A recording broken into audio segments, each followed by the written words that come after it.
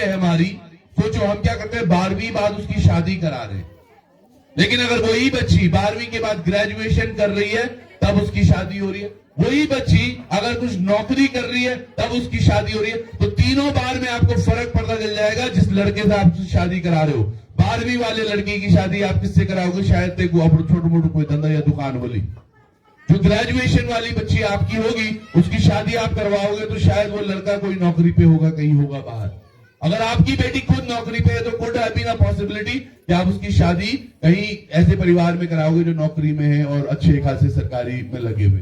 ये फर्क है शिक्षा का। फिर मैं वहीं आ रहा हूं, इससे माता पिता को न टोक के अपने आप, बच्चों के लिए खासकर बोल रहा हूं, अपने आप अंदर वो हुनर पैदा करो कि मुझे पढ़ना है, मुझे आगे बढ़ना है।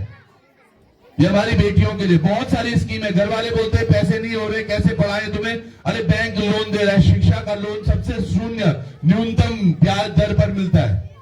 आप अच्छी शिक्षा तो ग्रहण करो, अच्छी शिक्षा आज ग्रहण करोगे, एक काबिल बच्चा किसी परिवार में पूरे आने वाले खानदान को बदल देता है। सोचिए अगर कोई बच्चा हमारा कल को एसडीएम बन गया, डीएम बन गया, आईएएस पीसीएस कुछ बन गया तो क्या पूरा परिवार नहीं सह गया? पूरा परिवार, आने वाली पीढ़ियां सुधर जाएंगी भाई। हम चक्करों में पड़े रहते नेताओं के,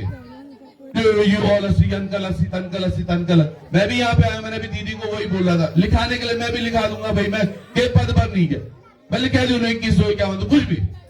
पर मैंने दीदी को पूछा, मैंने कहा दीदी इनकी एक्चुअली मुझे बड़ा अच्छा लगा जो आप लोग कर रहे हो, सच में ये संस्कृति के लिए आप कर रहे हो, तो अगर कुछ भी जरूरत पड़ेगी आप मुझे वो बोलना जो एक्चुअल जरूरत थी। पैसे खत्म हो जाते हैं जी, जो चुनाव के दौर में भी आपको 5,000 10,000 रुपए में देगा ना, 2 दिन में खत्म हो जाएंगे। अरे पिछली बार तो यो यंशो भाई साहब हमारे साहब यो मेरे बात तक भी थे कि मुखौर में सुधार लगी सुबह, लेकिन चुनाव था पिछला महीना। क्या कर रहे हैं ऐसी जिंदगी का, और क्यों जी रहे हैं हम लोग? हमें इस्तेमाल कर रहे हैं केवल हमारे मत के लिए। अपने मत का अधिकार समझो इन बच्चों की खातिर। ये बेटियां, अभी मैं देख रहा था कितनी अच्छी बेटियां हैं ये सोचो जब पिछली बार का विधानसभा चुनाव हुआ होगा ना, ये बच्ची कोई 14-15 साल की रही होगी। बड़ा प्रैक्टिकल, हमारे बच्चे 14-15 सालों की, जो आप खोखले पर थी खुद भी 3 सालों बालक थी, सोचा।